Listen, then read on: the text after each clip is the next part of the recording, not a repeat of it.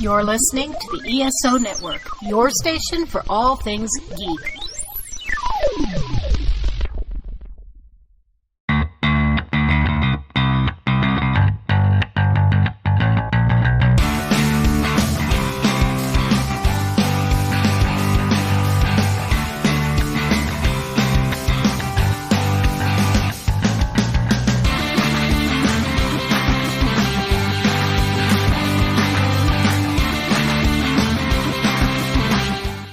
Hello, everyone, and welcome back to Modern Musicology. My name is Alan, and I've got a full house of co-hosts here. We've got Stephanie Seymour. Hi, everybody. We've got Rob Levy. Hey.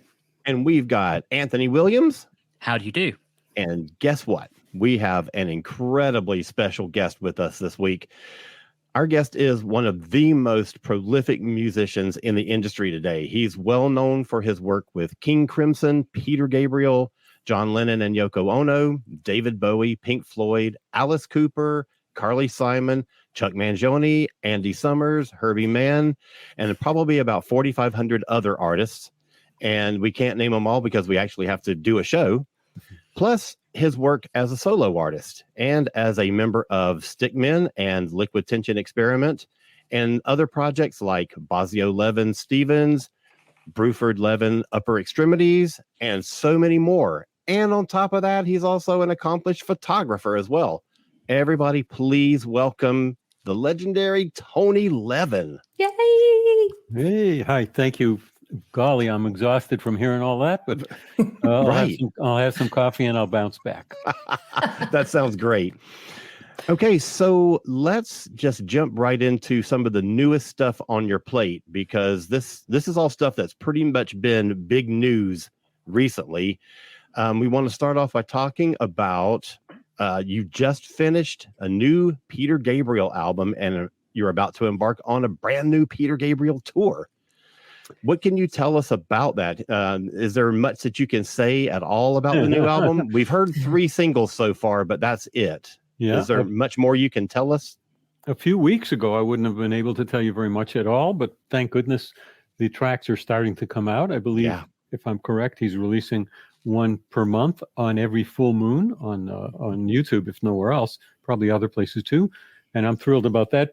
Of course, having recorded on the album, I have access to all of the songs, and I can assure the fans, I'm speaking as a band member, but I'm a fan too, of course, of Peter. Yeah. And all these years without an album, so I'm thrilled that the material is great. His voice is great, the writing is great, the lyrics are great.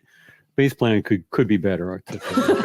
I don't see how that's possible. But other than that, it's really great. And so I'm thrilled that it's coming out.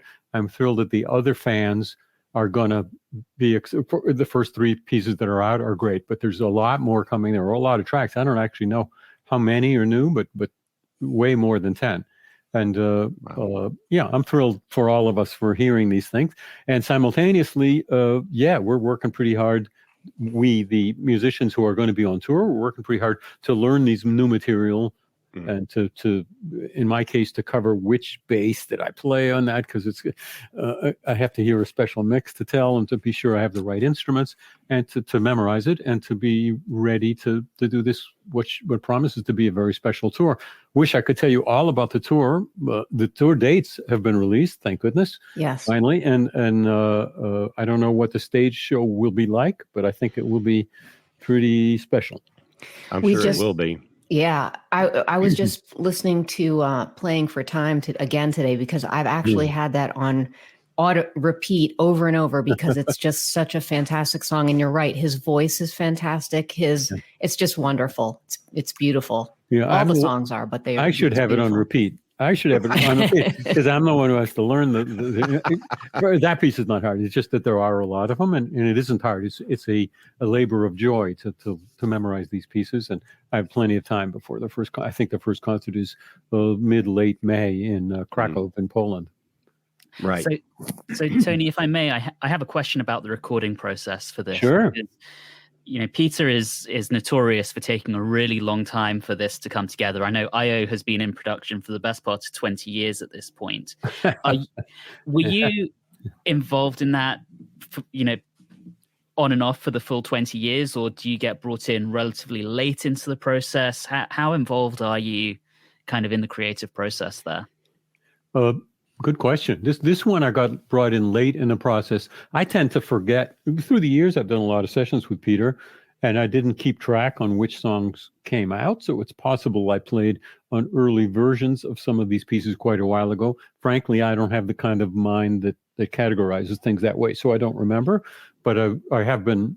I think I played on most of them last September, and then have I lost a year? A year ago, September. I skipped a year there, and then we came back last July and did more and or tweaked things and redid a few. So I've had a few revisits, but in my experience, this has gone quicker than most Peter Gabriel records. And when I was in Peter, this was different. He had most of even from a couple of years ago, he had most of the track done and on tape. And so Manu Katché, the drummer, and David Rhodes and I were playing along to really a finished track. It had the tempo, it had the chords, it had a scratch vocal that was quite good. It had keyboards. So that's pretty different than being in the early days of the piece where Peter's got an idea, but he's not sure where it's going to go. And it did lend it to going quicker, but still Peter is Peter. and he is, it would take me a couple hours to describe the way he is in the studio, but he's a little different than most people in that he's very open. He's just naturally open to different ideas. So you don't spend your time honing in and moving towards the goal that he has somewhere in the back of his musical mind. You don't do that. You go in all kinds of directions, or he's happy to go in all kinds of directions and spend as much time as it might take and see where it goes. And only through the years of working on the piece will it eventually find its place. Is it the right place, or is it just the place it was at when the album came out?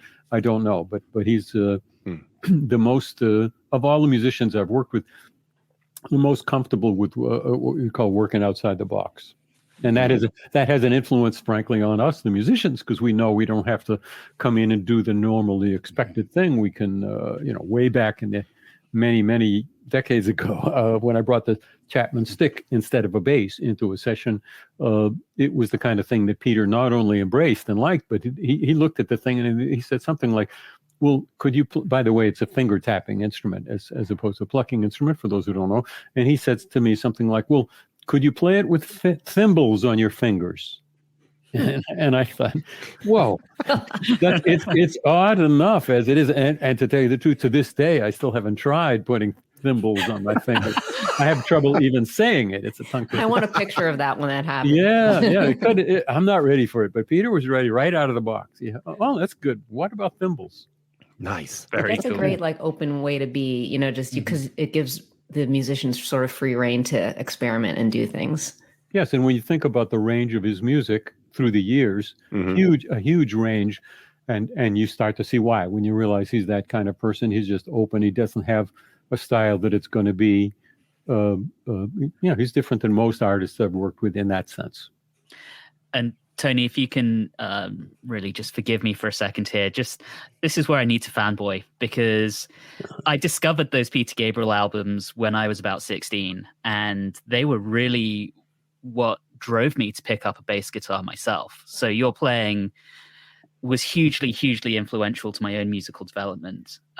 So I'm very, very excited for the new album because of that, and to hear more Tony Levin on a Peter Gabriel album. Well, you're very kind. Thank you. I was going to say, I'm sorry, forgive me, but but anyway.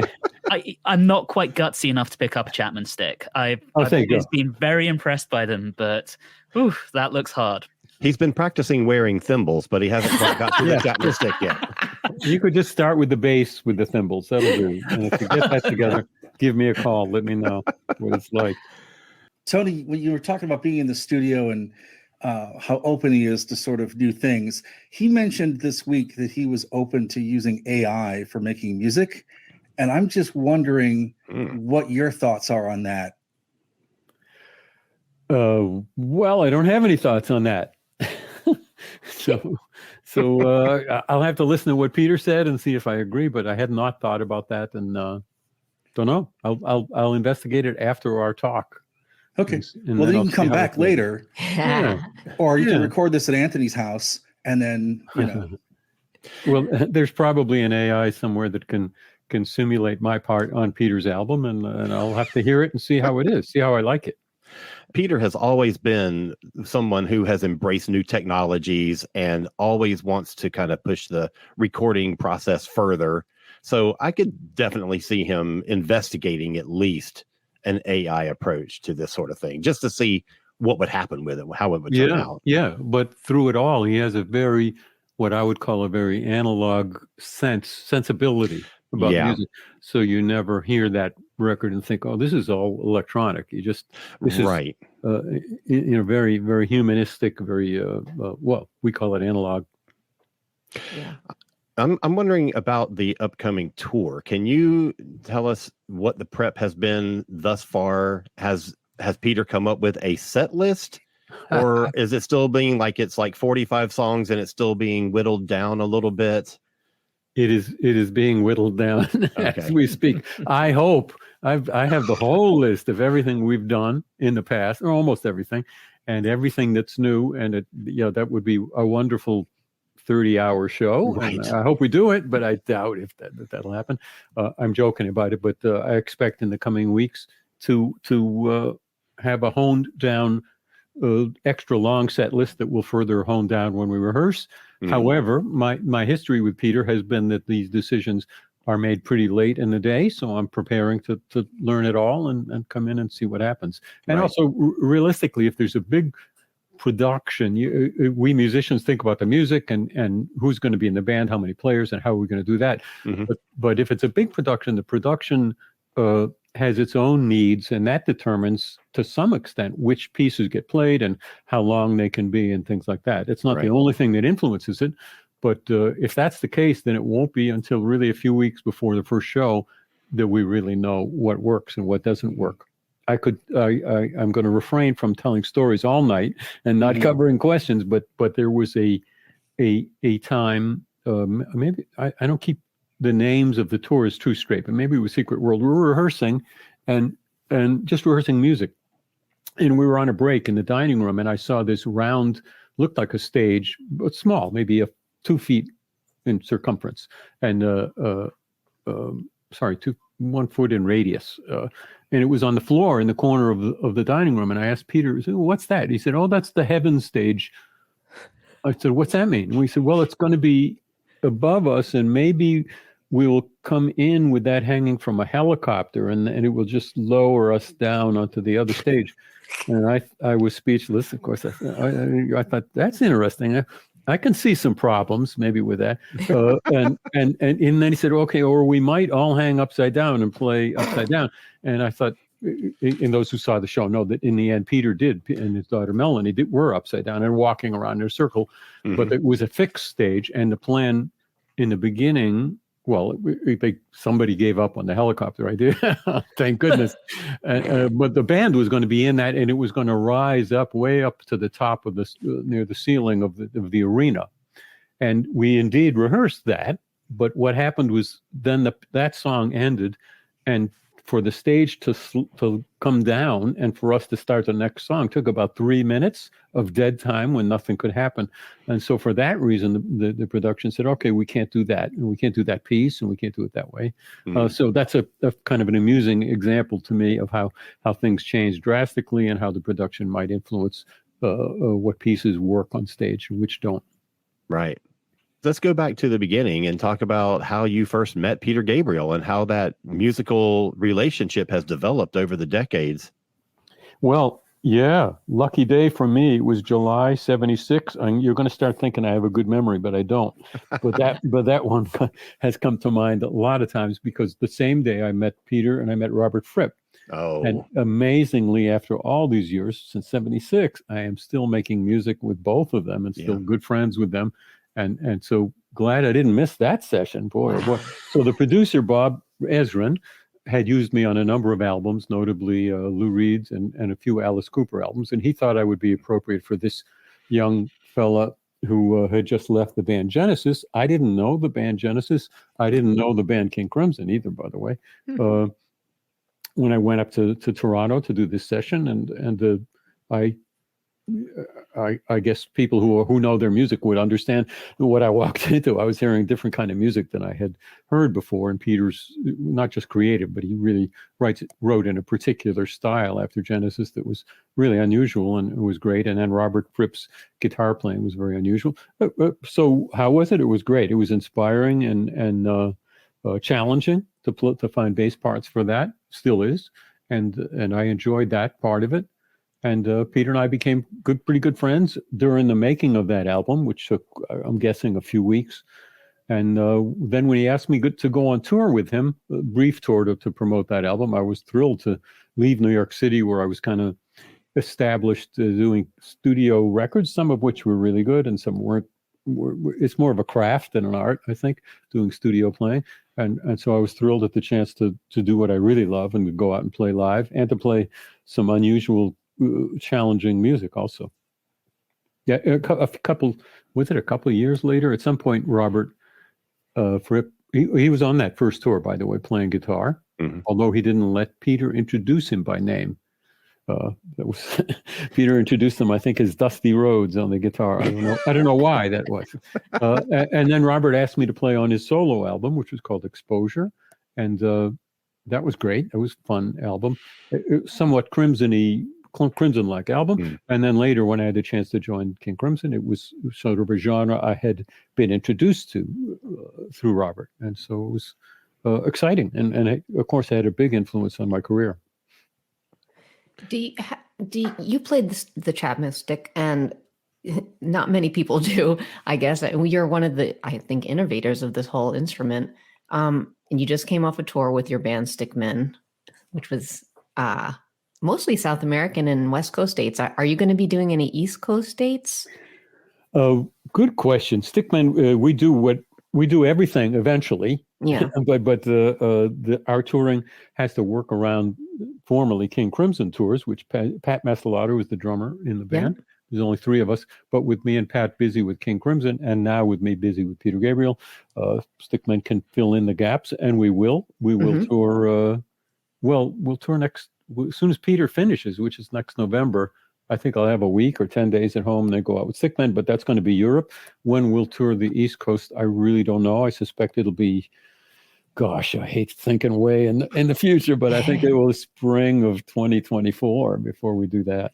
And let me say about the stick and about Stickmen, the Chapman stick invented by Emmett Chapman and played wonderfully by him.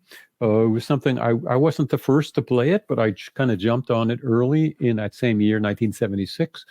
And then because, I didn't play it on Peter's first album, but I played it on King Crimson, the first album I did with King Crimson, Discipline, in 81. And because one of the pieces, Elephant Talk, started with a stick riff, because of that, quite a few people who were to become stick players heard that riff and thought, "Oh, that's the stick."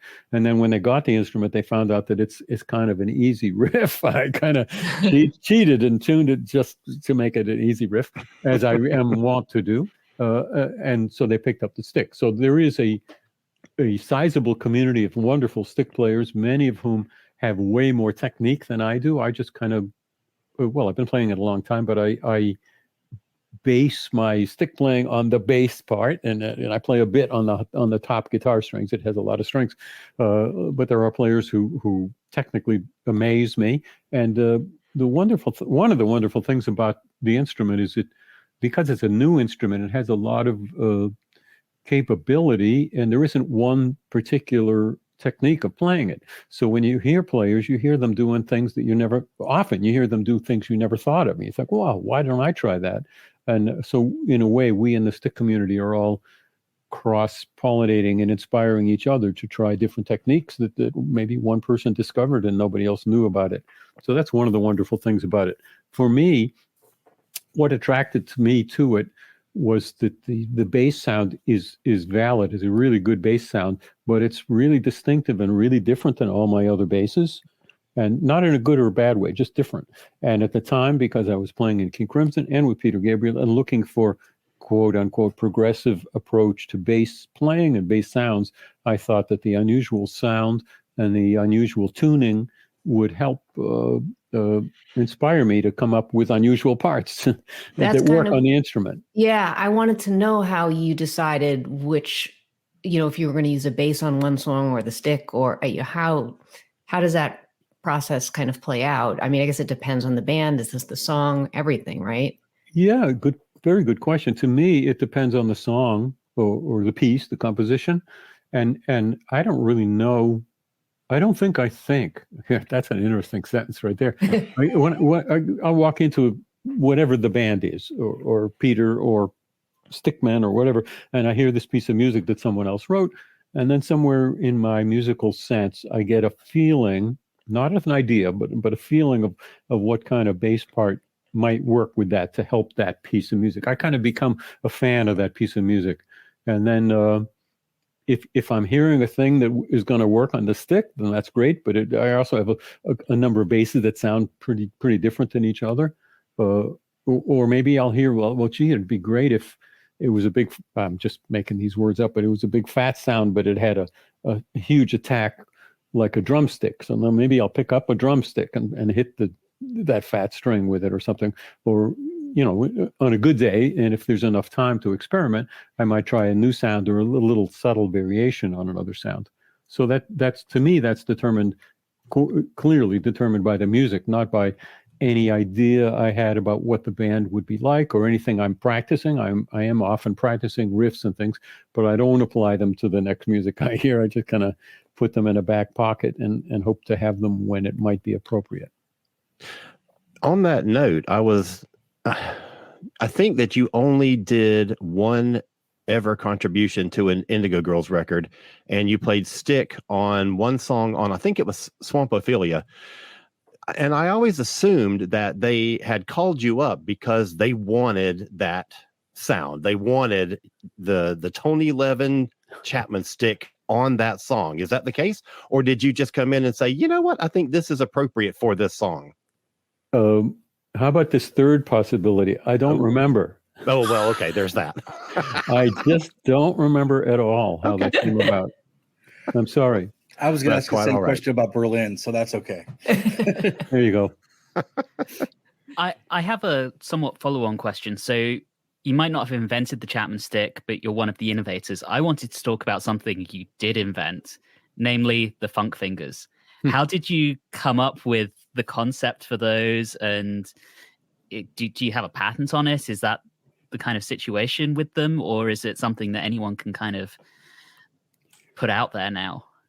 I'll tell you, thank you for that question. We were recording the So album with Peter Gabriel, and I had the idea of asking Jerry Marotta, the drummer, to play with his drumsticks on my bass strings. That wasn't a completely innovative idea, because when I was a kid, there was a song called Big Noise from Winnetka that had that technique in a kind of jazz piece. But anyway, I wasn't thinking about that. I just thought, that'd be good on the piece Big Time.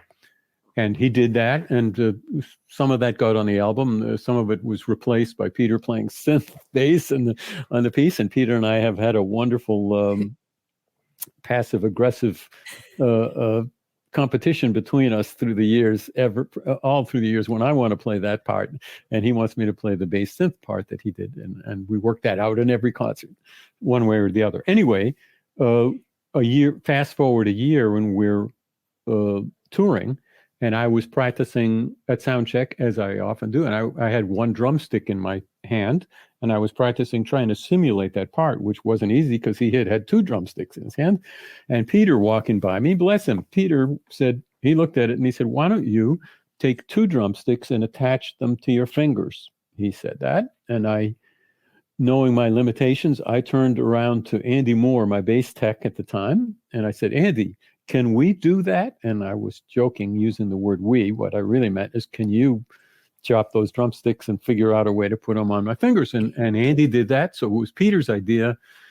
It was Andy making them or cutting them down. And we tried a lot of things. If they were wound too tight around my fingers would turn purple. If they were too loose, they would go flying into the audience. If it was too thick a drumstick, it would break the bass string. And if it was too thin a stick, it didn't bounce in a way that you could use it. Anyway, eventually it all turned out right. I named them Funk Fingers. I will take full credit for that part. And for a long time, for a short time, I made them myself at home. And then many years later, I got a wonderful guy, Kevin Andrews, to make them, and he sold them. I'm not sure he still sells them. I think he doesn't, but he sold them online for a while. And I think the idea of manufacturing them and selling them was just some bass player is going to, one guy or one girl is going to find this and really have fun with it and do something I would never have thought of. So that was the only, they were sold in a modest way and priced in a modest way, and good fun. And I have used them since then on quite a few songs, mostly with Peter, but with other artists too. I remember the first time I saw them, it was on a very, very grainy YouTube video of Peter and the band playing I Grieve on, I think, the Larry King show. Wow. And it cut to you, and I was squinting like, his fingers look abnormally long. What is that? You know what? So grainy. I have noticed through the years, some people looking at me after a show, looking at my fingers, and I know that's exactly what's going on through their head. They look so long from a distance because these things are maybe 4 inches, reaching beyond only the 2 fingers. But frankly, I tried it. The first idea was with 3, and like many ideas, it didn't work out. They were banging into each other, and I couldn't control them at all. Amazing. Well, thank you so much, Tony. That was definitely a curiosity of mine. Let me add that one of the factors of drumsticks on your fingers is what you wrap around the end. If they were just wood, I found out on that first tour in '86 with Peter, just wood, the metal of the bass string wins, and the wood wears out after only the 2 or 3 shows. There's only half a drumstick left. So I had to wrap them in something, and I've tried many different wrappings of rubber and cloth and fabric, and I'm still amusing myself when there's time. Usually it's King Crimson rehearsals. We'll rehearse 3 weeks and just try all of the R&D ideas that we ever might have. And that's where I try yet another wrapping on the Funk Fingers. Well, King Crimson certainly seems like the place to try something weird out. It is. You have such an incredible amount of a body of work. And I want to know if you have any preference working with a group of people or doing your solo material. I mean, do you have a favorite, or do you like to do both? Good question. You guys are throwing questions at me I'm not used to, so I have to actually think of my answer. I don't say the answer I said at another interview. Like a lot of the people I play with, I'm in it for the music, so the setting doesn't matter so much. I think if I had a pick, I'm a bit more comfortable being behind the main artist than I am being the front guy, the guy in the center stage. Partly, I'm just thinking about it for the first time, but that's partly because you see better when you're a little off to the side or a little in back. When you're the front center guy, really, I want to keep an eye on the drummer all the time. I don't need to, but I'm kind of locking with the drummer. Yeah. Really hard to do when your back's to him. So there's that. And also, if I'm not that person, I don't have the pressure. Maybe that's the wrong word, because I don't mind running the show and being the one that put it together. But it's a little nicer for me if someone else is doing that and I'm just playing the bass and having a sip of water between songs. Yeah, it's definitely it's a little different of a job when you're not the main guy putting it all together. It is, and also let me add that it's a new experience to me to be the main guy. New in that it started in the 1990s, so it isn't new the way other people think of the word new. But there were decades before that when I was the backup guy, and I'm very experienced and comfortable with that. You talked about playing live and also doing stuff in the studio. Could you kind of talk about the idea of taking tracks that you recorded in the studio and then transferring them live, and sort of like, what is your process for that? Is it grueling? Are you allowed to sort of like improvise and change things, or sort of how does that all work for you? That's a great question. It varies, of course, with the band, and if it's an artist and a guy or a woman who's in charge, then they have a lot to say about that, which might be the same as I feel or might be different. I think the really cool music that maybe there's exceptions, but a lot of the really good music I play, I have had the chance to play on. The finding the ideal bass part is kind of a process, and it's not done when the record is done. So sometimes, this particularly with King Crimson, and somewhat with Peter Gabriel, but particularly with King Crimson, I kind of on a journey to find that even Elephant Talk all these years, and I'm still there'll be the night that I get it right, and I'll be I'm going to play it that way from now on, but that hasn't happened yet. So that's if you can imagine that makes the touring of those pieces fun, because it's challenging, and I'm still really trying to get the part as good as I can.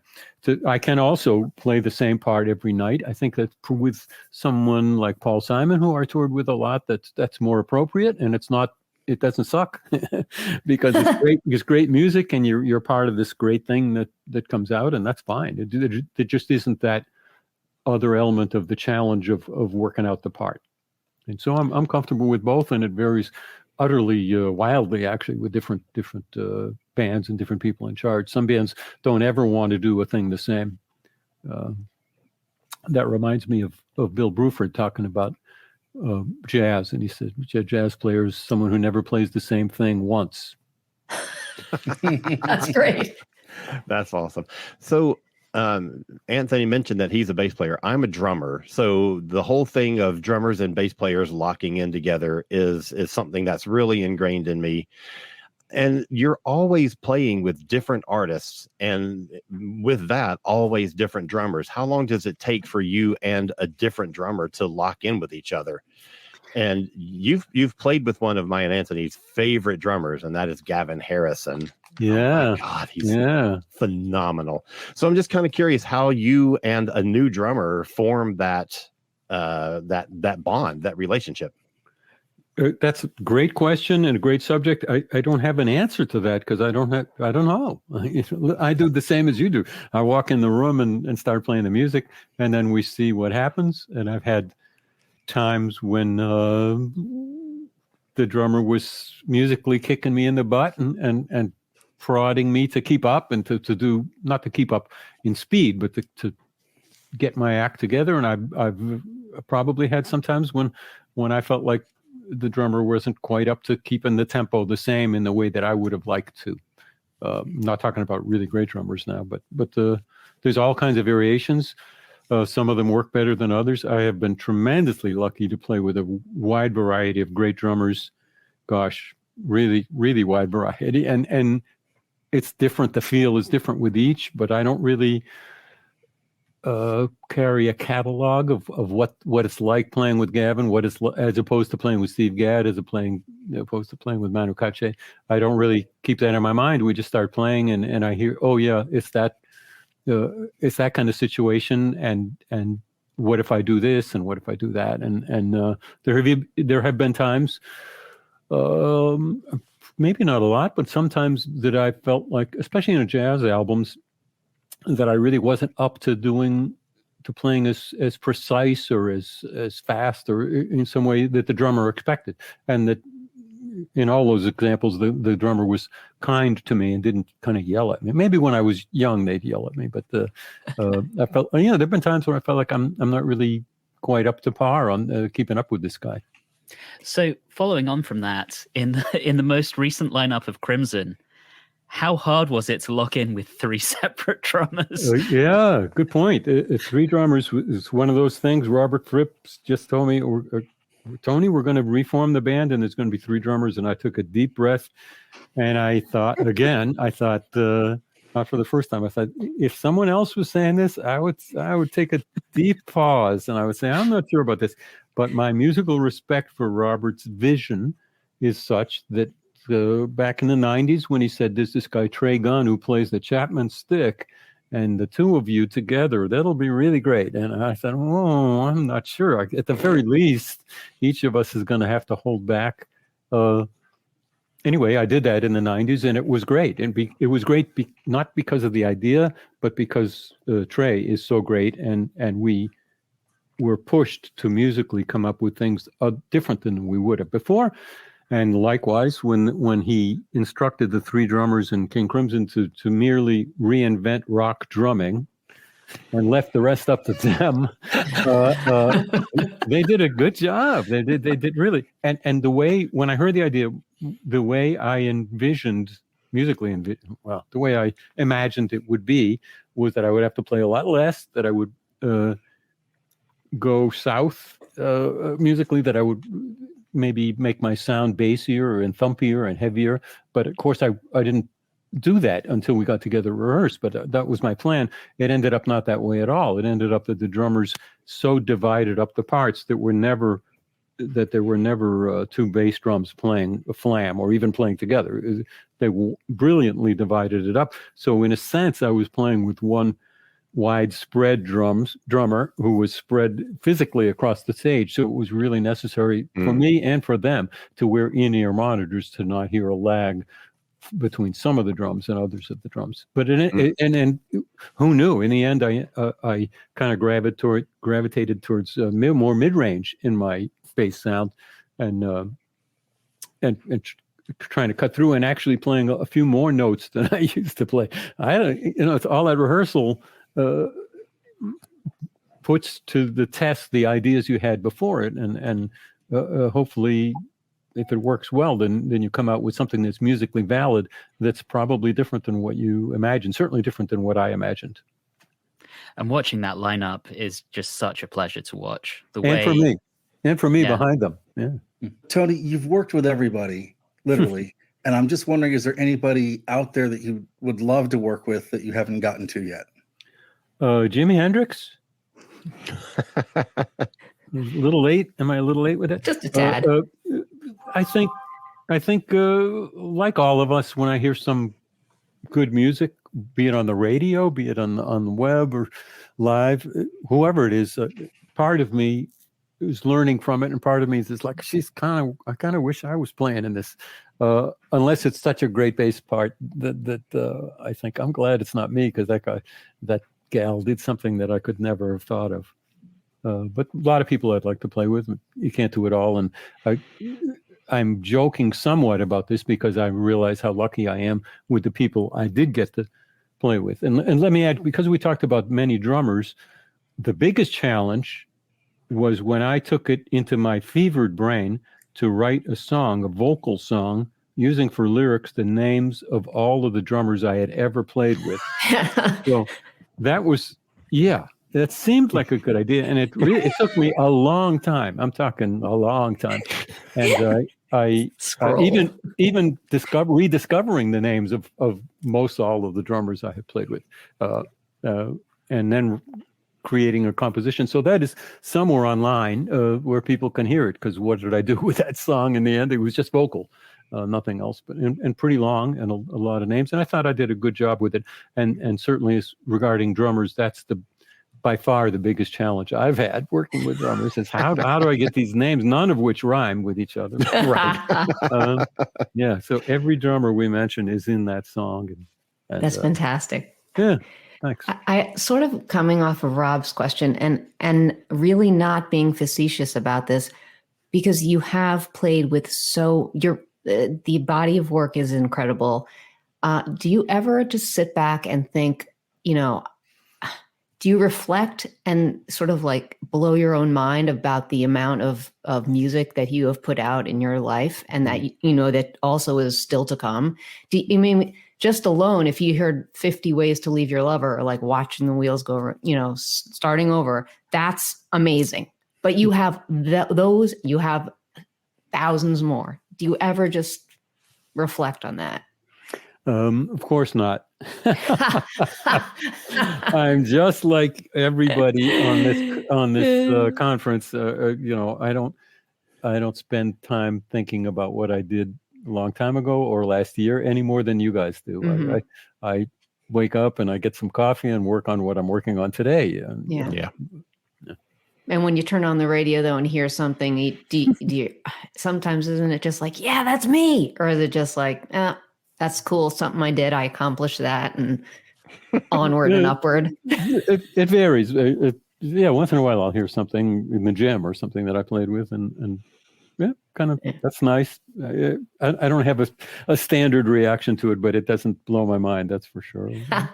kind All of right. Well, it blows my living in the mind. present. But Well, thank you. And I don't mind being complimented about it. And the time that it comes up is when I'm being interviewed, of course, when people have kindly researched my past and remind me, and then it comes up, which is appropriate, and people like to know about that. But no, like all of us, I don't really walk around with that at the front of my mind. yeah. Most of us on this show are big Bowie fans. So we've got a couple of questions about your work with Bowie, and I want to start with just this past week we had the 10th anniversary of the release of The Next Day, which is an album that you played on, and I'm curious to know, can you describe the atmosphere of that recording? Because it was so tightly secretive. It was such cloak and dagger, situation where he released this album as a complete surprise to the world. No one, I heard the story from Earl Slick that he went outside the studio one day to smoke a cigarette, and Bowie got on to him. He said, if you're out there, people will assume I'm in here recording an album. So can you talk about making The Next Day? Yeah, it was... kudos to them, the production and David, for keeping it a secret, because it's not easy. I had a history of when I worked with John and Yoko in, I guess, 1980. I have told the story before. They said the sessions are really secret. Don't tell anybody that you're working at the Hit Factory, which we were. And I lived in New York at the time. And the day after the producers told me that, I got in a taxi, and I asked them actually to let me off a couple blocks before. It wasn't that I couldn't be seen walking into the Hit Factory. It was I like to walk a little bit. So, I said, let me off at 49th Street instead of 48th Street. And he said, oh, that's near where John Lennon is recording. The taxi driver knew. Yeah. I mean, I wasn't even going to the building. And I said, wow. That's interesting. He said, where did you hear? I said, where'd you hear that? He said, I heard it on the radio this morning. Oh no. So so that was that secret session. So when Tony and David Bowie told me that you really can't tell anybody, I was okay. I've done that. That's fine. And I did tell my wife, but I didn't tell any friends. And I wasn't by any means the main bass player. Gail Ann Dorsey was doing the album and had worked quite a while on it, and she was busy, I think, maybe touring with Pink for 1 week when they wanted to do some sessions. And that same week, on the weekend, I was to be best man at a wedding of a good friend of mine, Eric, and I had then the dilemma of, okay, I can work Monday through Friday, but they wanted Saturday and Sunday also, and I said, what am I going to do? And he's Eric is a big Bowie fan, and I thought, I can't tell him, and I can't. This is my only. I don't even know if I'll end up on the album. It turned out I end up on a few songs, luckily, but I thought I just don't want to miss out on one day of possibly being on this. So I compromised, and I did the Saturday, which meant I couldn't do the what do you call it, the rehearsal for the wedding. Mm-hmm. But the Sunday, I bowed out of the Bowie thing and went to the wedding, and never told Eric why. I just said, I can't do it. I just can't come. Until a year later, exactly, almost literally a year later, and at midnight when I got the call that the album is out, and I called Eric and I said, can I finally tell you why I didn't do that?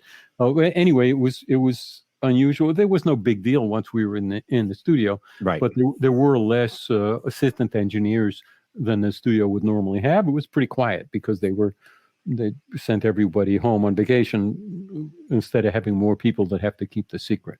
Mm-hmm. And Tony, I'm wondering, you've probably been asked about David Bowie a lot, but I'm just wondering if you have a David Bowie story that no one's heard before that you could tell us.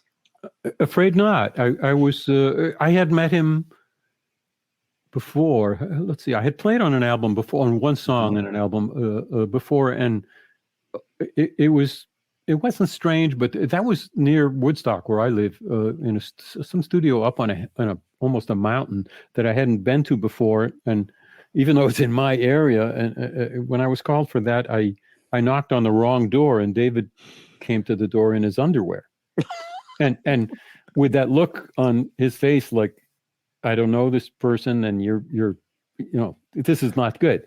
And I did have my bass under my arm, but I was like, oh, this must not be the studio. So there was that song. And so I had met him years before. I wish I could remember the song. I don't remember it. But so I knew him. My sense of that week I worked in the studio with him was, of course, he's a very good guy and very nice to be around and a hard worker. We worked hard on these things, but I hadn't realized how musical he was and how when he was playing the piano, of course he had done these compositions and his voice is his voice, but he was really one of the players when he was playing the pieces. And I'm not saying that was shocking, but I just kind of hadn't known that about him. He just kind of really, really good musician and a very capable player and one of the guys. And it was a good-natured week, and I'm afraid that's all that came out of it for me. And I was honored and once again in my career lucky. I was thinking this just could have been anybody playing these pieces, and I'm glad to be the one who was invited to come in for a few of them. By the way, Gail Dorsey's fantastic. I'm a fan of her playing, and if it had been different circumstances, I wouldn't want to be there instead of her for any reason. But she was busy, and that stuff happens in our industry. Yeah, and a beautiful singing voice too. Yeah, darn right. My gosh. Yeah. Hey, I wanted to ask you about working on music with Laurie Anderson and just sort of that process, because her brain is not wired like a normal brain, and her creative process is notoriously fast-paced in the studio. And I'm just kind of wondering what that was like for you to work on Strange Angels and work with her. And thank you for bringing that to mind. Everything you said about her is correct. I don't really have any particular memories of that session, but it was very quick. Like you said, it was very creative, very quick, no messing around. And it went where it went. Yeah, she's an inspiration.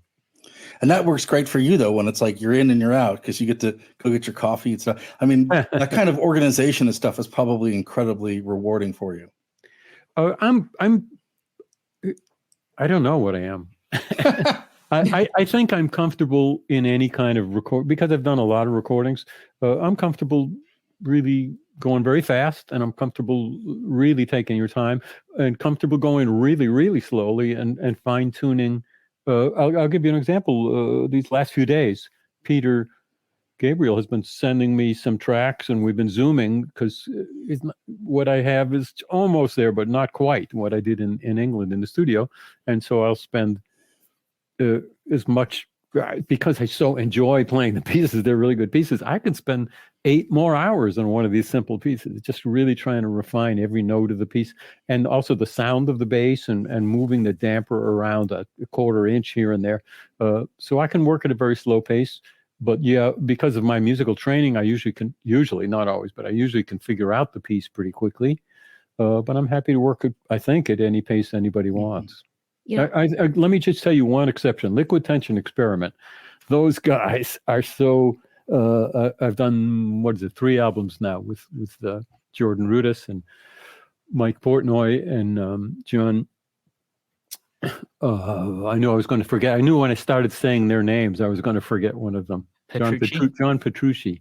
Yeah, they're virtuosos, and they compose so quickly that instead of me being the guy who's a step ahead of everybody in the studio, which has happened sometime in my life, I'm lagging way behind with them. So I think in a personal way, it was good for me to be put in that situation a few times with those guys and learn that, hey, I'm not the guy I might have thought I was. In fact, I'm constantly saying with them, I can't really learn that riff right now, but I'll figure it out later and I'll overdub it.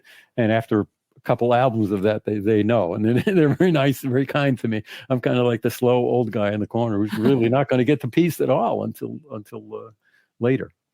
I mean, it's not always the musicians, though, that might determine the pace of the recording. I mean, a producer or an engineer kind of situation might also. And I'm just wondering if you have any particular favorite producers you've worked with, or that you've liked their style. And I'm super interested, and this is coming as no shock to any of these guys. I'm a huge fan of Daniel Lanois, and I know he produced So just wondering thoughts on that. Yeah, I've worked with a lot of producers, and I guess there's no standard of what the job of producing a record even is. So some producers I have worked with leave everything to the artist and the musician and are just kind of there and overseeing the engineering, or maybe they are their engineer. And some of them are very hands-on on everything, the arrangement and the musical aspect of it. Some of them work with the artist, the singer, songwriter exclusively, and kind of leave the musicians out of it, and then just kind of let things fall where they do regarding the musicians. All kinds of experience with different producers. I don't have offhand a favorite. Certainly the way Dan worked with Peter was admirable and wonderful, and not easy, because Peter, who produces himself pretty much since Dan, is really easy to work with, but he's not easy to produce, because his imagination is going to determine where the music is going to go, not some guy saying the way it is. Right. So Dan did a great job. And even in a much more concise way, the Robbie Robertson album I did with him was excellent, fantastic music. And he really Dan was able to exhibit his talent and the many things he can do to bring the music together and to let the musicians do the best job they can. It was easier. It was a relief to see him be able to exhibit that, when over the years of working in the studio with Peter, he just couldn't quite bring things to all right, everything's ready, let's do it. This will be the take. He just couldn't quite get it to happen. But the end product is all that matters in it, and he did a great job in both cases. Like I said, I don't probably have a bunch of favorite overall producers, but I'm happy to be in. I'm happy and lucky to be in a record situation where the producer knows what he's doing and helps things go along, as opposed to bringing in problems. Right. There's one other project that you've worked on that I would love to touch on, and that's you contributed to 2 Stephen Wilson albums, Insurgentes and I think Grace for Drowning. I was curious as to how you ended up working with Stephen and what that was like. I'm a huge Stephen Wilson fan as well. So. I don't want to disappoint, but the story is a very simple one. I know him, and he asked me to play on the tracks, and I played on them, and I sent them to him. It's that simple. Yeah. I wish I had better stuff. No, that's just as good a story as any, I think. Yeah. Well. Tony, you have it came out in 2022, a book called Images from Life on the Road. Oh, thank you. I forgot. Yes, you do. And you can find it on TonyLevin.com. I want to know how does photography rate in relation to playing music? I mean, is it something that you would like to do equally? And also, do you take the pictures that you take with a specific intent of putting them out? Or is it more just like a fun hobby for you? Because it seems like you've been doing this for years. Your website has got archives, that go back, many years. Yeah, it's scary, isn't it? Yeah. It's wild. It's wild to click on that website. Thank you for asking about it. I think of myself as primarily completely a bass player first, and 90%, not just a musician, but a bass player. And yes, I've been taking pictures on the road as a kind of I don't know, it's something creative to do since the 60s, probably. Wow. And through the years, in the 90s, I started a website pretty early, before there was this thing called a blog, a weblog.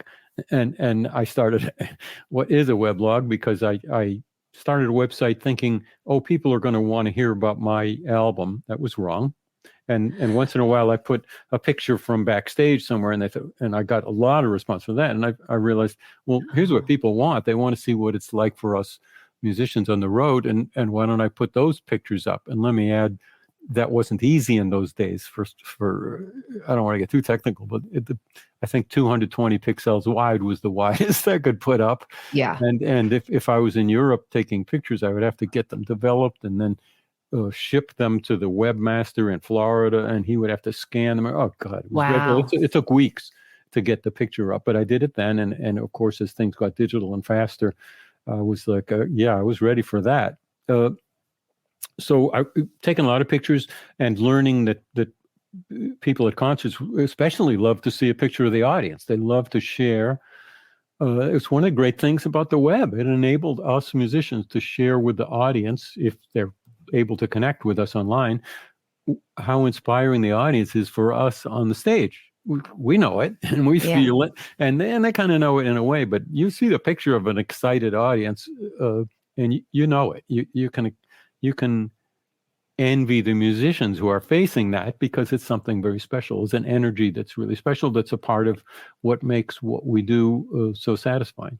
So that's what I did in the 90s. I made the biggest mistake of my photographic career, in that I switched to digital too early. So from about, I don't know what, 95 till 2005, I have these dreadful small pictures that are unusable. And then I went back to using my old film camera, and then digital got good enough for me anyway to use it. And I think there are interesting parallels now with digital photography, Photoshop. It's interesting parallels between my bass playing, because when I see a potential picture, I always have the camera with me on the road, and it's the same guys, and sometimes it's the same set every night. So the situation doesn't change a whole lot. And if it does change, frankly, I'm not the fastest professional photographer at having the right lens and the right exposure and all that stuff, right? But if the situation is right, I look at the situation with an eye towards not what it will look like through the camera, but what I can make it look like with processing. In the same way as when I mentioned earlier, I hear a song and maybe I musically imagine a big fat bass sound with some kind of edge or fuzz or something like that. Well, with my pedals and my basses, I'm able to come up with that. With just the pure bass, I could only come up with one or two pure bass sounds. So in the same way, I'll see a guy leaning against the wall, maybe drinking a cup of coffee, and I'll think, well, if I specifically turn this into a black and white and increase the contrast and darken it a whole lot so you only see the cup of coffee in him, that's the picture I want to capture. And so to me, I don't know why I'm even going into this, but interesting parallel between that and the way I conceive of a bass part. Now, let me add, it's talking about a long answer to a short question. Let me add that the lockdown, the 2020, 2021, difficult year for all of you and for me and all of us musicians, what kind of saved the year for me was the idea of, okay, these tens of thousands of pictures I have through the years that people haven't seen, the ones that weren't up on my website, I could devote this whole year to trying to to find the best ones, to mix the Tri-X, the film ones, with the digital ones and get a look for them. And that's the book that you mentioned. It was the result of that. And it pretty much took me from June until December, but I had nothing else I could do. Right. I could write songs. I wrote some songs, but mostly I spent, the daylight hours working on that. And it was a joy and a great satisfaction to release that, not necessarily for sales, but just to release the pictures into the world so that people who are interested can see them. I would like to ask about another one of your books, and this goes back a little farther. This is back to 1998. You did a book called Beyond the Bass Clef, okay, which was sort of a career anecdote kind of thing. And I'm just wondering if you've had any thoughts of either expanding that or writing a second volume of it. Thank you. Thoughts? Yes, it's on the list, but it's pretty far down. I do a lot of writing. I take classes in writing, and I love to write.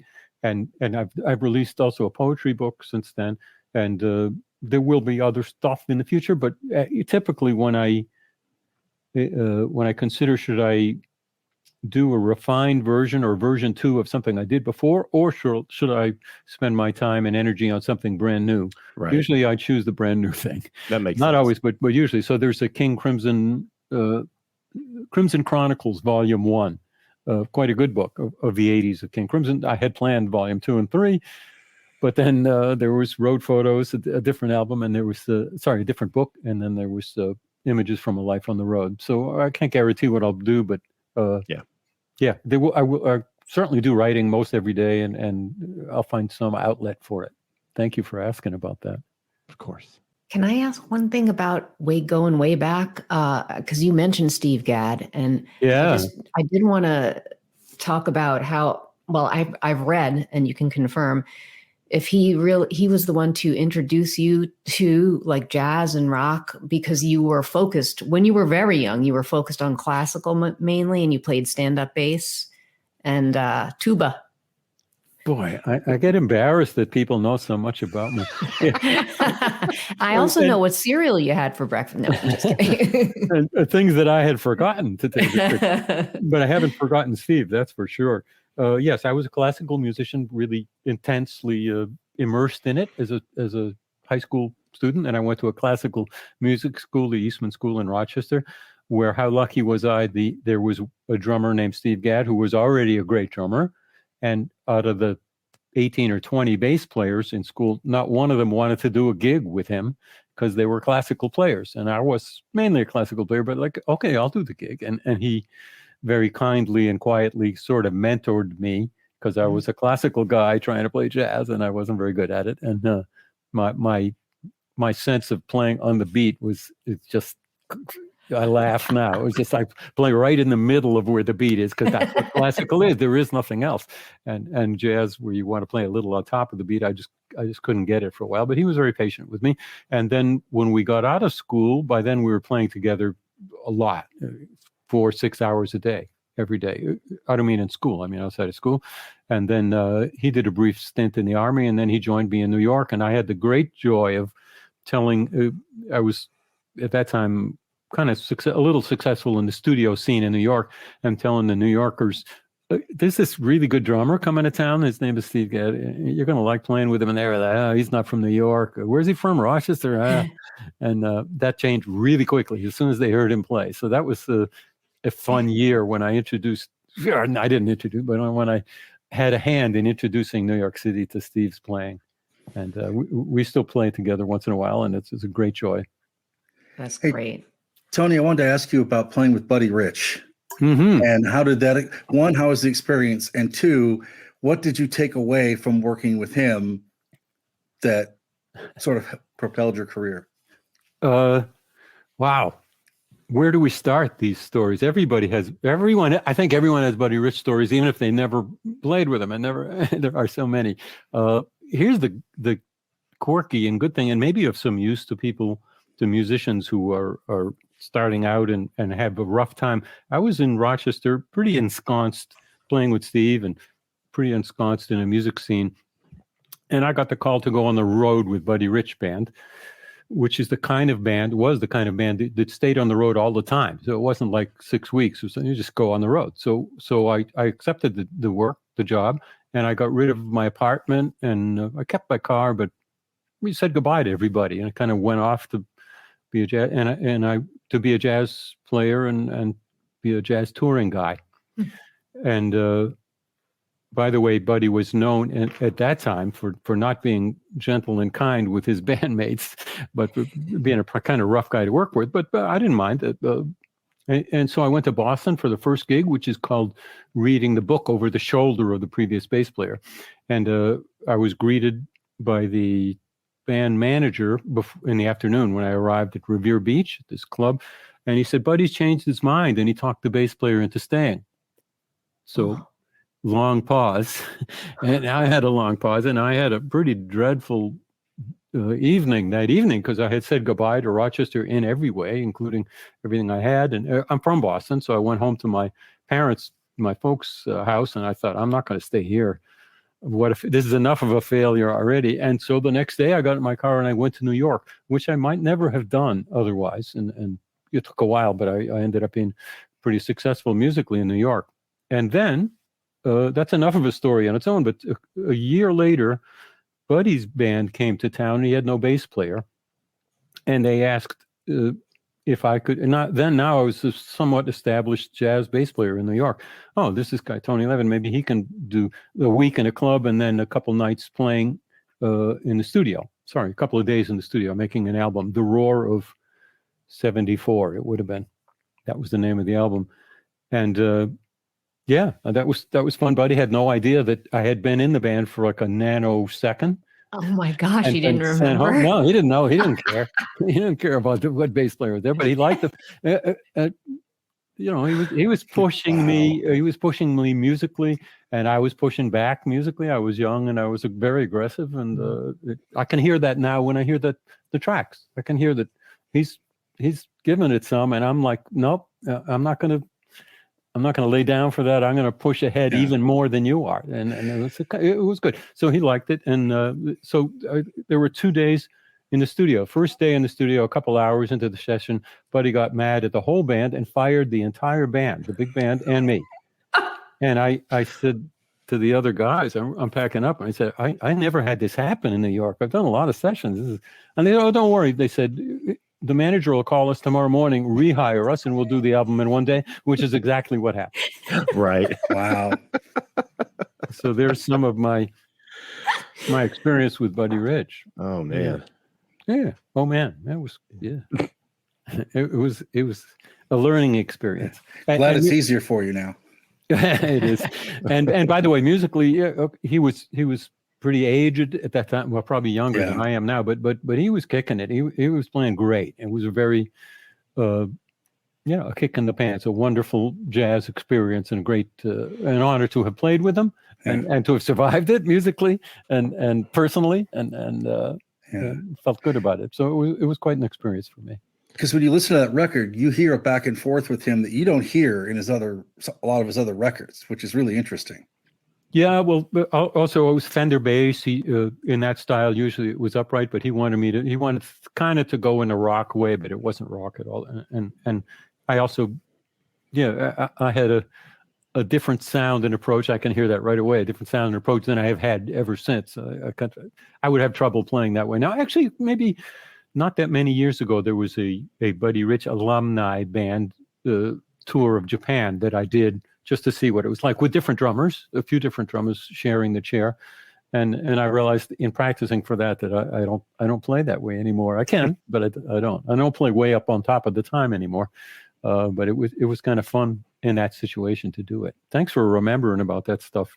I would like to mention that along with the Peter Gabriel tour starting in mid-May, I think May 18th, I'm going to release what we call a collection or an edition of Peter Gabriel prints of some photos I've taken. I think I picked 5 of my favorite pictures of Peter, and those are going to be released. They're out. I guess the webpage is up now. It's called TonyLevinPrints.com is the webpage. And I'm excited about that. It's wonderful to do my music, but it's nice to have once in a while some new photographic things come out or books or things like that. So this is something that I've been working on lately. That's great. It's ready to go. Awesome. Yeah. Thank you. Thank you so much, Tony. This was so much fun. This has been amazing. Thank you. Yeah. Yes. We're not worthy. Let me say to all of you, good luck with your music. We all need that. Yeah. Thank you. Thank you. Thank you so much. All right, Tony. Well, you take care and have a great rest of your evening. And have a great tour. And we're so stoked. I hope the tour is amazing. Yeah, have a great time. You. Safe travels. I'll wave to you. Okay. Take care. Thank you so much again. Bye, this has been Tony. amazing. Take care. Holy shit, Oh my guys. God. Holy shit. That was bonkers. Oh, shit. And dude, it's so great to meet people that you like and they're not jerks. He was so fucking No, cool. I knew he was nice Yeah. because I knew it was nice anyway. But yeah, like he's so awesome. Like, So, Steph, you're friends with his wife. right. I worked with Andy, and actually that's how I met Tony because he was on Virgin, right? So like that's how Andy met Tony also. Got it. Nice. Got it. Yeah. Oh my gosh. All right. So let's take a quick break here and we'll be settle right down. Right. Let me Yeah, collect I- myself. I kind of can't believe that happened. Right. So we're going to take a quick break and we'll be right back with our picks of the week. So don't go anywhere. Howdy! Listen up. I am talking. Now, the question of the hour is, who's got a Doctor Who podcast? Answer. We do. Next question. Who's listening to it? Answer. you are. If you're sitting up there in your silly little spaceship and you've got any plans to listen to a Doctor Who podcast, just remember who's standing in your way. And then, do the smart thing. Listen to Earth Station Who right here on the ESO Network.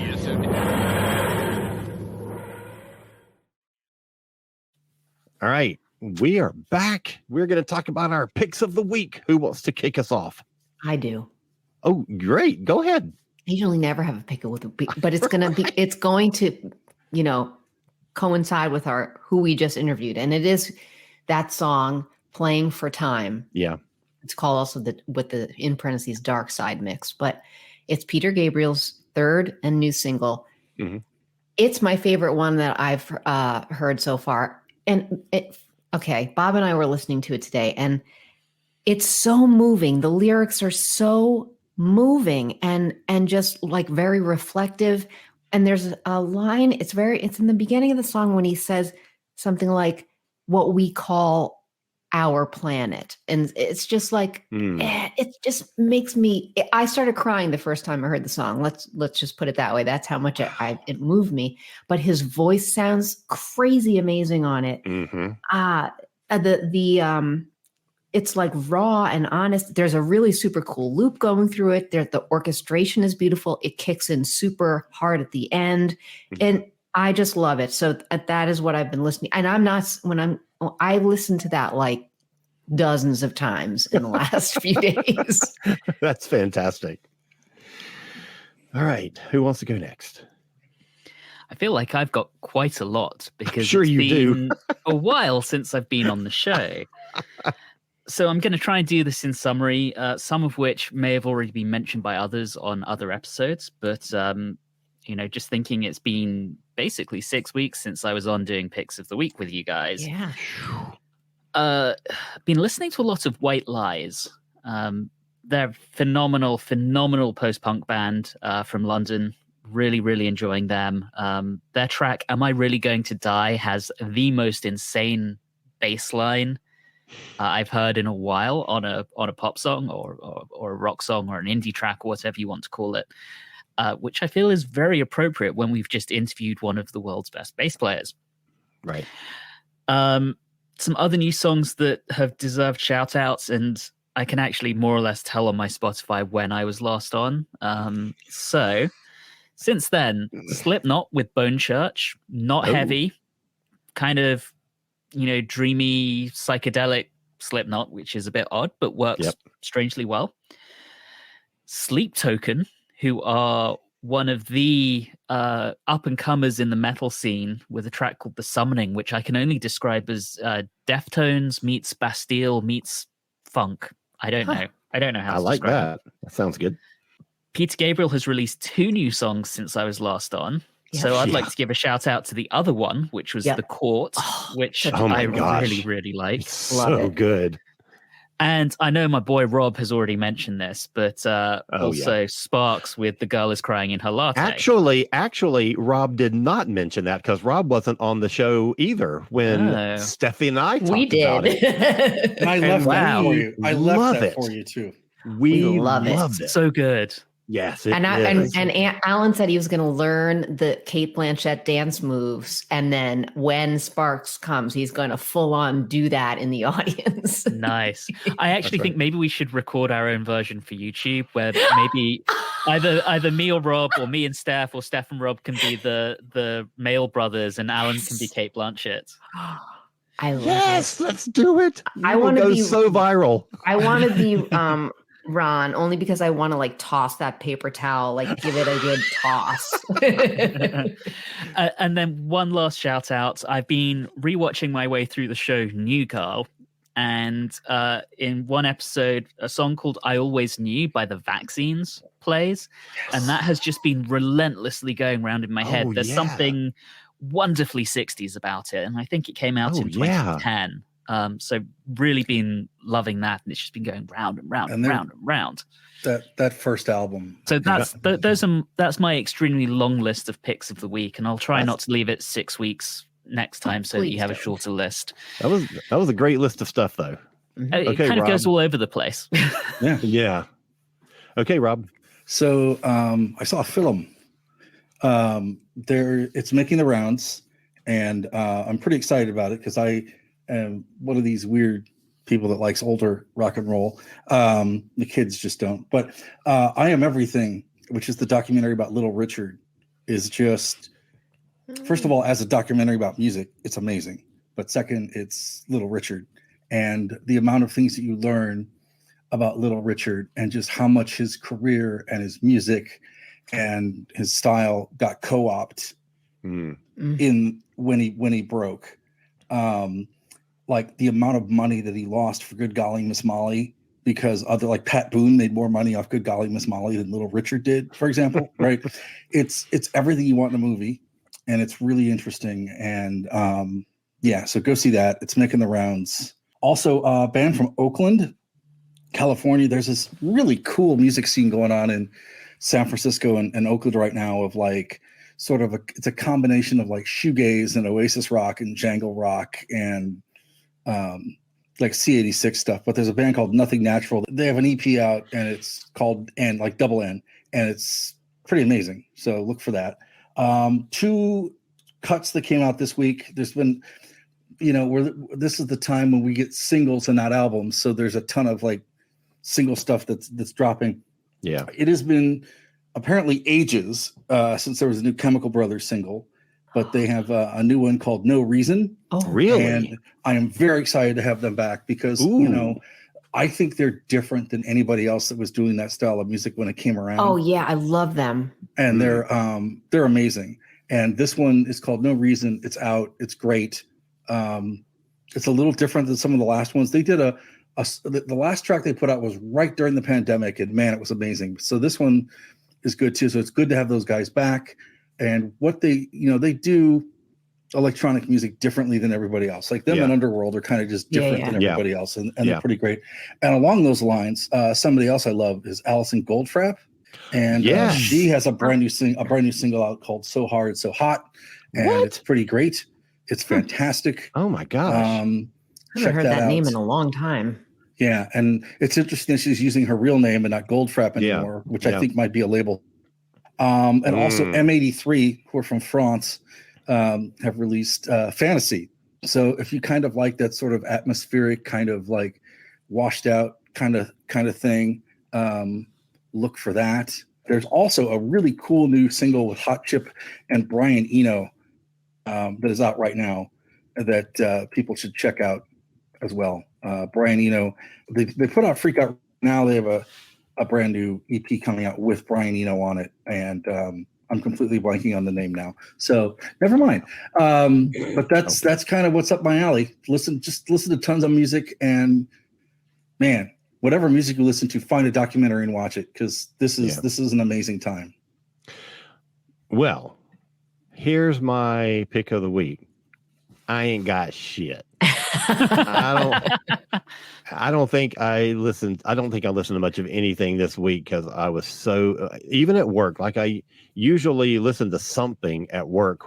I work at a library, so while I'm shelving books or doing that kind of thing, I always listen to something, and I just don't think I did anything this week. So I got nothing. So I'm glad that you all had long lists because nothing on my end. I didn't have anything till Wednesday, so if that makes you feel better. Good. But there is a number of documentaries that I'm looking forward to watching. So maybe next week I'll have like all kinds of stuff to talk about. Yes. Okay, so we will be back next week. And we've had so many amazing guests on recently. And cuckoo. It is totally cuckoo. And Tony Levin being sort of the capper on that thing. But we've got one more week to go of amazing guests. And next week, I'm so excited. I've been prepping for this interview for about 45 years. We have 2 of the original members of Heart, bassist Steve Fossen and drummer Michael DeRozier. I'm so excited to talk to them. Can't believe it. So make sure you join us for that.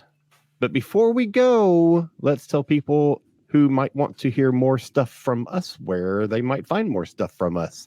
Stephanie, take it away. Okay. You can find me on Bandcamp under my name. You can find me on my website, therearebirds.com. You You can find me on Facebook at Stephanie Seymour Music, and you can find me on Instagram at there_r_birds,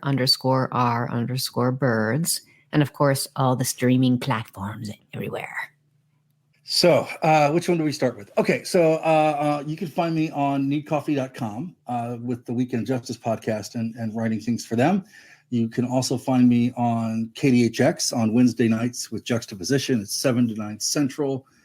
Every show that we have on the station airs, and you can rehear them on our archive stream. So if you can't listen on a Wednesday, because as people are wont to do, Wednesday might be take the llama for a bath day, you can listen to the show sort of however you want to on the streaming system. And then also I have a show on Louder Than War Radio called Antics.